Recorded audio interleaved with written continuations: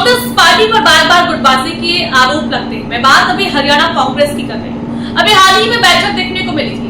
कांग्रेस प्रदेश प्रभारी मौके पर मौजूद थे संजय दत्त, उनके साथ तमाम दिग्गज मौके पर पहुंचे थे। कांग्रेस पार्टी की बात भूपेंद्र सिंह हुड्डा की जाए, कांग्रेस प्रदेश अध्यक्ष की बात की जाए, सभी मौके पर मौजूद थे। इस दौरान एक बयानबाजी देखने को मिली। भूपेंद्र सिंह हुड्डा कहते हुए नजर आए सुरजेवाला जी को कि तुम मेरा साथ दो फिर देखो धमाका।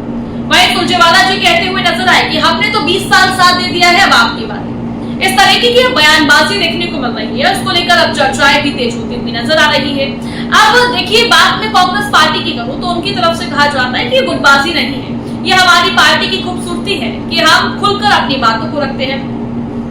बात राज्यसभा चुनाव की करूं, बात विधानसभा चुनाव की करूं, और भी मैं तमाम चीजों को लेकर बात कर रही हूँ। देखिए, विधानसभा चुनाव में देखा जाए पूरा माहौल कांग्रेस पार्टी के पक्ष में था 2024 में, और जनता को भी यही लग रहा था कि 2024 में कांग्रेस पार्टी प्रदेश में आने वाली है। पर खामियाजा कांग्रेस पार्टी को भुगतना पड़ा। भारतीय जनता पार्टी की जीत होती हुई नजर आई। राज्यसभा चुनाव की बात कर लेते हैं। राज्यसभा चुनाव में भी क्रॉस वोट होते हुए नजर आए, वोट रद्द होते हुए नजर आए। यहाँ पर भी कहीं ना कहीं गुटबाजी देखने को मिली। उसके बावजूद कांग्रेस पार्टी के आत्ममंथन नहीं हो रहा है। हालांकि कांग्रेस पार्टी कार्य कर रही है, संगठन को मजबूत किया जा रहा है, संगठन पर फोकस हो रहा है, मीटिंगें हो रही है, बैठक हो रही है, प्रदेश प्रभारी बना दिए गए हैं। उसके बावजूद ये गुटबाजी खत्म होने का नाम नहीं ले रही है। आरोप लगाए जाते हैं और कांग्रेस पार्टी को कई गुटों में बांट दिया गया है। मैं हरियाणा कांग्रेस की बात कर रही हूँ फिलहाल इस वीडियो में। शैलजा गुट, सुरजेवाला गुट, भूपेंद्र हुड्डा का गुट, कई गुट ऐसे बांट दिए गए हैं और जनता में भी एक सीधे तौर पर एक संदेश जाता है। और जब पार्टी की तरफ से इस तरीके की बयानबाजी देखने को मिलती है तो सीधे तौर पर एक ओपिनियन क्रिएट हो जाता है। अब सवाल यहाँ पर यह है, क्या पार्टी को आत्ममंथन की जरूरत है या फिर नहीं? क्योंकि खामियाजा पार्टी को ही भुगतना पड़ रहा है। कांग्रेस पार्टी की तरफ से कहा जाता है कि हमारी पार्टी की खूबसूरती है कि हम अपनी बात को सामने रखते हैं। यहाँ पर लोकतंत्र है, किसी को भी अपनी बात रखनी हो वो खुलकर रखे। पर सवाल यहाँ पर ये खड़ा हो जाता है, अगर ये खूबसूरती है तो यहाँ पर एक नैरेटिव सेट हो जाता है।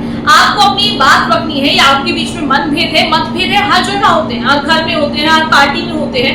तो उस मतभेद को दरवाजे के अंदर रखना चाहिए, ना कि खुलकर बाहर आने चाहिए, क्योंकि उसका नुकसान पार्टी को ही होता है। एक को नहीं, दो को नहीं, पूरी पार्टी को होता है।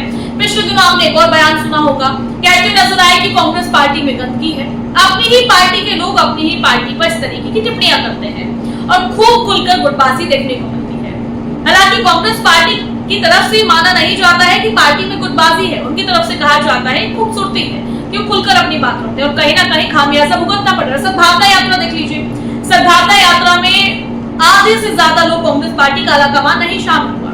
जिस दिन राहुल गांधी पहुंचे सभी शामिल हुए, क्योंकि उनको संदेश दे दिया गया कि सभी को पहुंचना है। अब सद्भावना यात्रा भी किसके लिए हो रही थी? पार्टी के लिए हो रही थी कि पार्टी आगे बढ़े।